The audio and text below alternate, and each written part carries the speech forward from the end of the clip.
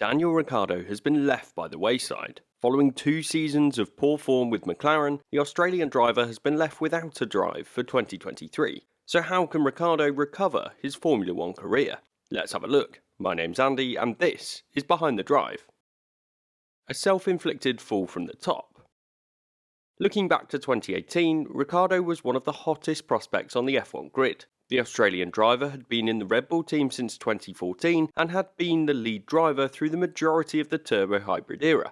But things were changing. Following limited success with Red Bull during this time due to the team not having a competitive car, the team was changing. They had brought Max Verstappen into the team a few years previous, and they were also seeking a new direction with their power units, moving towards Honda power. So Ricciardo was looking for an alternative option, and he opted to move into the midfield pack with Renault. A risky move, but often for F1 drivers to get into a championship winning car, they need to take risks. Just look at the likes of Sebastian Vettel, whose success came with Red Bull, a team that had never won a championship before he joined them, or Lewis Hamilton, who moved to Mercedes from McLaren despite the Silver Arrow sitting 5th in the constructors' standings as recent examples of where risks have paid off. For Ricciardo, the move to Renault was that risk for his career, and of course not all risks pay off. However, Ricciardo was taking these risks because Red Bull was moving on and the Australian driver wanted to be the main driver at his team, so that if they become championship contenders in the future, he would be in the best possible position to win his championship. Hindsight is a wonderful thing though, and we now know that Ricciardo's move to Renault wasn't the success he was hoping for. But that wasn't the real downfall for Ricciardo. His performances with Renault were good. He comprehensively beat his teammates both seasons, and in 2020 he looked to be at his best, finishing 5th in the drivers' standings in a car that on paper was the 5th fastest. So Ricciardo looked strong, but Renault had failed to show him that they would be capable of competing with the front-runners in the sport. And even before the 2020 season began, the driver made the decision to leave and make somewhat of a lateral move before he knew whether Renault could be competitive in 2020. McLaren, although in a similar position in the midfield to Renault, had the momentum to show that they could thrive in a new aerodynamic era that would be starting a couple of years down the line. So Ricciardo took another risk, moving to a team seeking replacement for Carlos Sainz. The lowest point. In his 3rd season after leaving Red Bull, Ricciardo's old team had recovered and developed a more competitive car in the hands of Max Verstappen that even won the Drivers' Championship, and even 11 races through 2021. Meanwhile, Ricciardo reached new lows after his switch to McLaren. Going into the season, it was expected that Ricciardo would provide a good test for Lando Norris, with the British driver being beaten by Carlos Sainz for 2 years in a row up to that point in his career. But Norris hit the ground running, with 2 podiums in the opening 5 rounds while Ricciardo was in the lower point-scoring positions. The worst of the results came in Monaco, when Norris lapped Ricciardo on the way to 3rd, with the Australian driver ending up 12th in the same car. It was a bad start to his McLaren career, but it was revealed that there was a quirk in the McLaren car that had carried over from 2020 to 2021 that Ricciardo was struggling to get to grips with. For many, this was enough to explain why the more experienced driver was well behind Lando Norris, and it was still early, so there was time for Ricciardo to get up to speed. But other than the win in Monza, Ricciardo continued to struggle through the second half of 2021, with 5 non-point scoring finishes after Belgium to Norris's 1 non-point scoring finish over the same time period. It was a dominant display from Norris over the season as he was proving how talented he is by beating an established multiple race winner. The 2022 season was then deemed to be an opportunity for Ricciardo to prove himself again, with a brand new set of regulations. The McLaren team had a brand new car that wouldn't have that same quirk from 2021. Ricciardo would need to hit the ground running, and he scored just 4 point scoring finishes in the first half of the year with a best result of 6th, while Lando Norris scored 10 point scoring finishes in that same time. It was as if they were driving completely different cars, and at this point, Ricciardo hit his lowest. Admittedly, the McLaren car is not the same as it's been for the last few seasons relative to the frontrunners. It's more temperamental and certainly early on in the year had an issue with overheating brakes. But Norris adapted to the situation much better than Ricciardo despite the experience gap between the two drivers. And Ricciardo's reputation in the sport has hit a new low, and he's fallen a long way since he left the Red Bull team, who continue to find success in the new regulations. McLaren made the call to drop Ricciardo for 2023. All parties involved agreed that they tried everything to make the driver comfortable in the car, but they had failed to get him into a position where he could maximise his performance in the car, especially in qualifying trim. but the team is rumoured to have replaced Ricciardo with Oscar Piastri, the Australian rookie who won the Formula 2 Championship in 2021. So not only has Ricciardo been left without a drive, but the driver that's in his 12th season in the sport is potentially being replaced by a rookie. Not exactly great for his reputation, or, I would imagine, his confidence. What next for Ricciardo? Ricciardo has been left in a tricky position.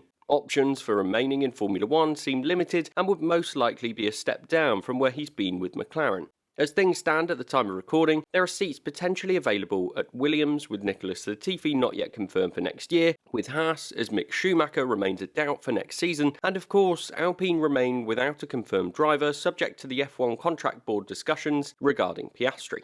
There's also a potential seat available at AlphaTauri, but I think it's safe to say that Ricciardo wouldn't want to end up back in the Red Bull-owned seats, and I don't think the team would want that either. Alfa Romeo also have an unconfirmed seat, but everything points to that going to either Zhou Guanyu or Théo Pourchaire. It seems that Alpine are chasing Pierre Gasly, but this is by no means confirmed, and I think that they would also consider giving Ricciardo another chance at the Enstone-based team. Right now, Alpine is 20 points ahead of McLaren in the constructors' standings, so it seems to me like the Alpine seat would be a great opportunity. But at the same time, both Ricciardo and Alonso have left the team in recent times, so clearly there's something regarding the direction of that team that is pushing experienced drivers away from that setup. At this point, I think if Ricciardo is approached by Alpine, then he should jump at the chance to race for the most recent team that he's had success with in Formula 1. He's already comprehensively beaten Esteban Ocon over the course of the season in 2020 in the same machinery, and I think that Ricciardo would be capable of achieving the same if he returned to Alpine. But having said this, I wonder if Alpine would want to return back to a driver that has left the team so recently, and also they might want to make a move towards a younger French driver with their links to Pierre Gasly.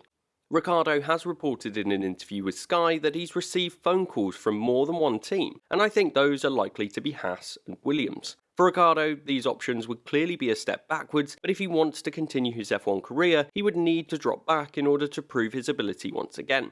For the option at Haas, getting Ricciardo would be a statement move from the American team to go from a driver pairing which consisted of a pay driver and a Ferrari Academy member in 2021 to a pairing of two drivers that are both experienced in Magnussen and Ricciardo would be a big step up for 2023.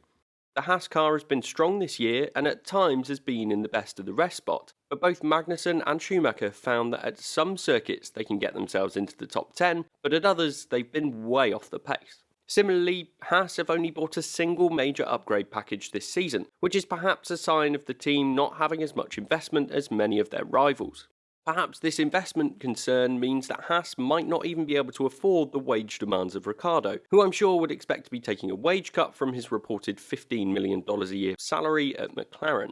But if the reason for the lack of upgrades on the Haas car this year is a lack of funding, then surely investing more in their driver lineup could leave them in a tricky position for 2023 and beyond. Alternatively, they may want to invest more in next season's car at this point in the season to maintain their competitiveness with the midfield for next year.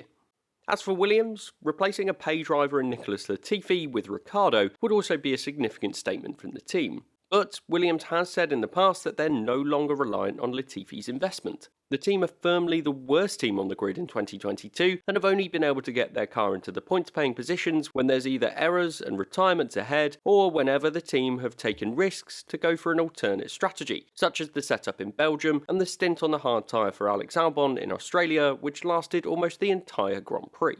For Ricciardo, this would be a very difficult move to make. With Haas and Alpine, there's a decent chance that he'll be able to continue to compete in the midfield based on the state of play this season, whereas a move to Williams would be a commitment to a backmarker setup, somewhere Ricciardo hasn't raced since the beginning of his career with HRT and Toro Rosso. I think that if Ricciardo was to move to Williams, then he would only want to sign a one-year deal, knowing that there are several other competitors with contracts that expire next season. Perhaps the same would be the case if he was to sign up for Haas. The alternative option for Ricciardo is to have a sabbatical year. This has been an option that many drivers have taken in the past. Take Esteban Ocon or Alex Albon as examples of drivers that race today. Taking a year out to evaluate your options and be a free agent for next year's silly season may be a way to attract the attention of some teams. But at the age of 33, Ricciardo's at a different stage in his career. Generally, in the last few years, many teams on the grid have looked towards youth to ensure their driver lineups are ready for the future.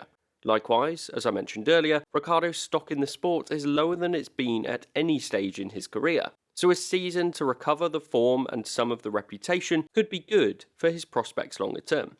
As for my opinion, well, I think that Ricciardo should try his best to stay in Formula 1. He's a talented driver, and you don't win 8 Formula 1 races without being one of the best. With that, I think he should take a year to sign a single-year deal with another team, whether that's Alpine, Haas, or Williams, or someone else entirely. Strange things happen in Formula 1, and it isn't clear where he could end up. But I think for Ricciardo, he needs to race in Formula 1 and see where the dust settles for the 2024 driver market.